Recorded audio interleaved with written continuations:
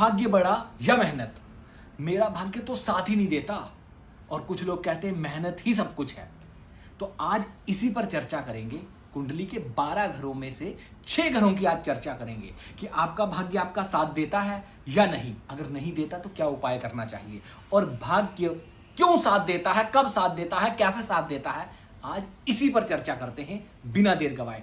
स्वागत है आपका कुंडली किंग में। तो आज चर्चा करेंगे भाग्य की, और हर दिन एक एक टॉपिक पर चर्चा करेंगे। आज भाग्य की चर्चा करते हैं।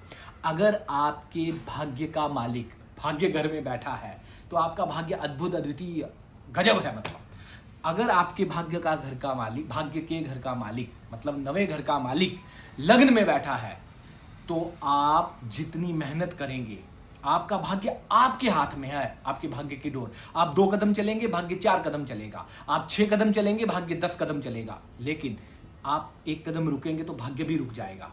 यही आपके भाग्य का मालिक दूसरे घर में बैठा है तो आपको धन की वर्षा होगी।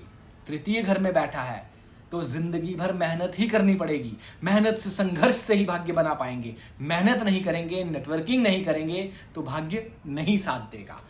चौथे घर में बैठा है तो मातृपक्ष से, वाहन, प्रॉपर्टी, इन सब चीजों से भाग्य को खूब फायदा होगा और भाग्य में मिलेंगी। पंचम घर में है तो अपने ज्ञान से भाग्य को बढ़ा पाएंगे, कुछ कमा पाएंगे, बड़ा काम कर पाएंगे ज्ञान से। छठे घर में है तो लोगों के साथ पंगे करके, दुश्मन पैदा करके पैसा कमा पाएंगे, पैसा बढ़ा पाएंगे। और छठे घर में नुकसान ये भी होता है कि अगर भाग्येश छठे घर में बैठा है तो बहुत संघर्ष भी करवाता है। और 7वें घर में बैठा है तो पत्नी पक्ष से, गर्लफ्रेंड से, इन सब से आपको पैसा आएगा। ये 6 घर जो मैंने आपको बताए, बाकी के 6 घर कल बताऊंगा। आज इन्हीं को मजबूत करने की बात फिर से बता देता हूं। लग्न में बैठा है, अगर आप काम नहीं कर रहे हैं तो भाग्य साथ नहीं देगा। अब इस भाग्य को साथ देने के लिए भाग्येश का और लग्नेश का मिलन जरूरी है, और इन दोनों को मजबूत करना जरूरी है। सिचुएशन देखिए, इनको मजबूत करिए, इनकी अवस्था को मजबूत कीजिए, देखिए आपका भाग्य साथ देगा। द्वितीय घर में बैठा है तो आपके पास खूब धन वर्षा होनी चाहिए।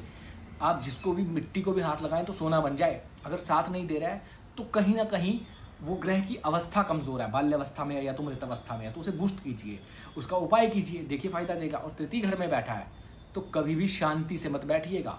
शांति से बैठेंगे तो भाग्य तो, क्योंकि आपका भाग्य साथ देने के लिए नहीं बना है, आपसे पुरुषार्थ करवाने के लिए बना है। कह रहा है मार्केटिंग करिए तो मार्केटिंग करवाएगा। इसीलिए इन 3 घरों में मैंने आपको आइडिया बता दिया। चौथे घर में बैठा है तो माता जी की सेवा कीजिए, कल्याण होगा। 5वें घर में बैठा है तो ज्ञान अर्जित कीजिए, जहां से हो सके पढ़िए, कुछ नया करिए। और छठे घर में बैठा है तो दुश्मन बना लीजिए, नहीं बनाए हैं दुश्मन तो दुश्मनों से युद्ध कीजिए, जीत आप ही की होगी और पैसा भी आप ही का होगा। और 7वें घर में है तो विवाह जल्दी कर लीजिएगा, भाग्य साथ देगा।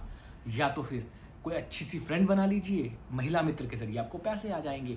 तो ये है भाग्य का खेल जो आज यहीं रोकते हैं। कल इसके आगे शुरुआत, मतलब इसके आगे करेंगे, बताएंगे। आज के लिए इतना ही, धन्यवाद।